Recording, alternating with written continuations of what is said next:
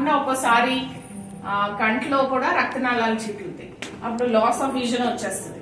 Blurring of vision కానీ, loss of vision, retinal detachment అంటాం.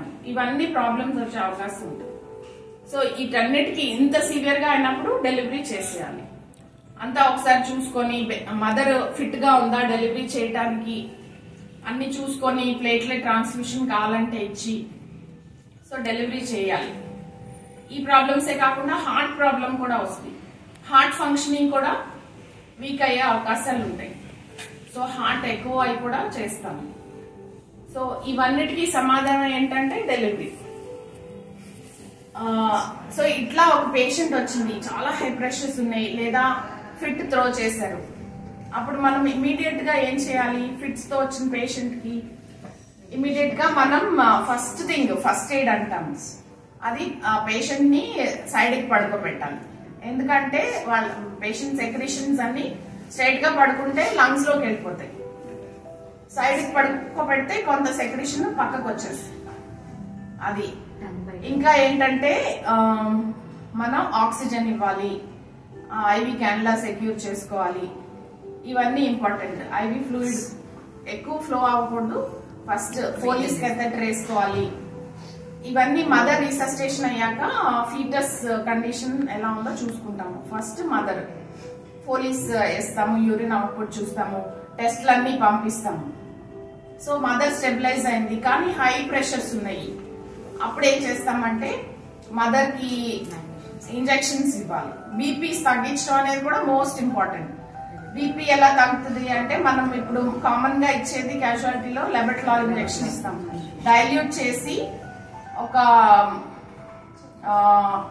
20 mg 1 ampule 20 mg లో dilute చేసి ఓవర్ 10 minutes స్లోగా ఇస్తాము. ఆ తర్వాత ప్రతి పావు గంటకి అట్లాగా బ్లడ్ ప్రెషర్స్ చెక్ చేస్తాము. అవి చూసుకొని దాన్ని బట్టి ఫర్దర్ ఇంకా మెడికేషన్ ఇవ్వాలేమో చూస్తాం అనమాట. దానికి తగ్గకపోతే ఇంకా ఒక 20 minutes అరగంటలో మళ్ళీ ఇవ్వచ్చు. కొంచెం డోస్ పెంచుకొని అట్లా ఇవ్వచ్చు ఫర్దర్ ఇన్స్ట్రక్షన్స్ బట్టి. సో ఇది very important treatment, first aid. ఇది కాకుండా మనం నెక్స్ట్ ట్రీట్మెంట్ అది కూడా సైమల్టేనియస్ గా అయిపోవాలి. ఒకళ్ళు ఇవన్నీ చూస్తూ ఉండాలి, ఇంకొకళ్ళు మెగ్నీషియం సల్ఫేట్ అవన్నీ రెడీ చేసుకోవాలి.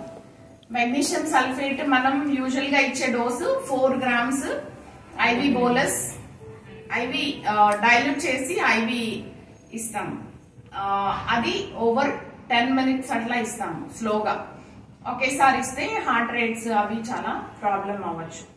సో బోలస్ అనేది అందరికి ఇస్తాం 4 grams. ఆ తర్వాత యూరిన్ అవుట్పుట్ ని బట్టి 1 gram per hour ఇవ్వాలా ఇవ్వకూడదా, క్రియాటినిన్ ఇవన్నీ చూసుకొని, రెస్పిరేటరీ రేట్ కూడా చాలా ఇంపార్టెంట్. మ్యాక్స్ సెల్ఫ్ ఇవ్వడానికి urine output minimum 30 ml maintain అవ్వాలి. సో అప్పుడు కంటిన్యూ చేస్తాము. ఐసీయూలో అడ్మిట్ చేసి ఇవన్నీ మానిటర్ చేసుకోవాలి. సో ఈ రెండు important, control of hyper tension, magnesium sulphate, ఇంకా ఏం అవసరం అయితే అది చేస్తాము. ఆక్సిజన్ ఇవన్నీ ప్రిపేర్ చేసి బ్లడ్ రిపోర్ట్స్ అన్ని వచ్చాక అప్పుడు మనం డెసిషన్ తీసుకుంటాం. ఎక్లాంప్సియా లేదు, ఓన్లీ హై ప్రెషర్స్ ఉన్నాయి, బ్లడ్ రిపోర్ట్స్ అన్ని నార్మల్ ఉన్నాయి అంటే అప్పుడు బేబీ కండిషన్ చూసుకొని బేబీ మెచ్యూరా లేదా ప్రీమెచ్యూరా, severe ప్రీమెచ్యూరా, 28 weeks 30 weeks 32 weeks 34 weeks అట్లా చూసుకొని అన్ని డెలివర్ చేయాల్సి వచ్చినప్పుడు చేస్తాము. సివియారిటీ ఆఫ్ మదర్ కండిషన్, బేబీకి జెస్టేషనల్ ఏజ్. ఒకవేళ హై ప్రెషర్స్ ఉన్నాయి, మిగతా ఏ ప్రాబ్లమ్స్ లేవు, 35 weeks 34-35 weeks అంటే ఆ బేబీ బానే రివైవ్ అయిపోతుంది, ఎక్కువ ఎన్ఐసియు స్టే లేకుండా. సో అది బయటికి తీసేస్తాం, డెలివరీ చేసేస్తాం. అదే కనుక 26-28 weeks ఉంది, హై బ్లడ్ ప్రెషర్స్ మాత్రమే, మెడిసిన్ తో కంట్రోల్ చేసిందంటే అలాగా ఇంకో వీక్ పెంచుకుంటా వెళ్తాము. సో అట్లా పెంచుకుంటా వెళ్ళి ఎప్పుడైతే బ్లడ్ ప్రెషర్స్ కంట్రోల్ తగ్గుతాయో అప్పుడు మనం డెలివరీ చేసుకోవాలి. సివియారిటీ పెరిగింది అనుకో డెలివరీ చేయాలి. సో ఇది ప్రీ ఎక్లాంప్సియా, ఎక్లాంప్సియా గురించి క్లాస్. ఏమన్నా డౌట్స్ ఉంటే అడగండి, డిస్కస్ చేసుకోవచ్చు. సింపుల్ మేనేజ్మెంట్ ఇది. First aid, oxygen plus side పడుకోబెట్టం. ఇంకా ఏదైనా బ్లడీ సెక్రీషన్స్ అట్లా ఉంటే మనం ఎయిర్వే పెట్టుకుంటాం. ఎయిర్వే ఎందుకు పెట్టుకుంటామంటే ఆ సెక్రీషన్స్ థ్రోట్ అంతా బ్లాక్ అయిపోతుంది. బ్లడ్ క్లాట్స్, బ్లడ్ కూడా వస్తుంది. అది క్లాట్ అయ్యి మన థ్రోట్ లో ఎక్కువ అబ్స్ట్రక్షన్ ఉంటే కూడా చాలా డేంజర్. సో దానికి మనం ఏం చేస్తాం అంటే ఎయిర్వే పెడతాము.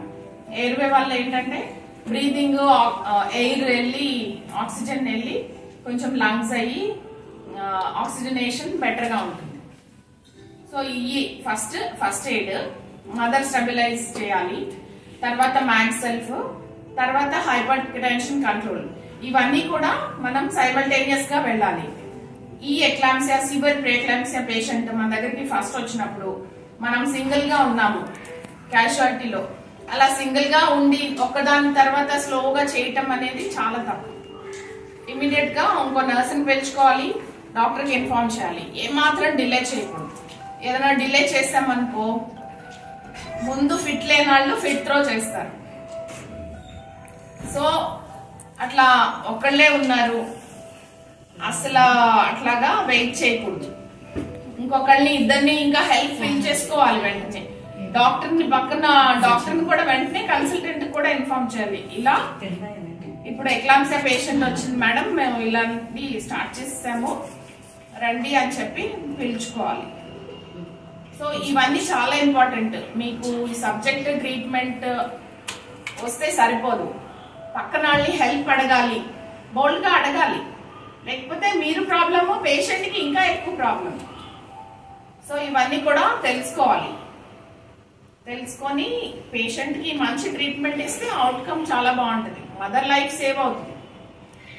సో తర్వాత మనం ఫస్ట్ ఈ మదర్ ని చూసుకొని తర్వాత ఎన్ఎస్టీ గ్రాఫ్ పెట్టుకొని బేబీ కండిషన్ ఎలా ఉంది అనేది కూడా చూసుకుంటాం.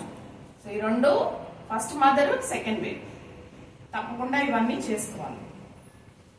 Thank you.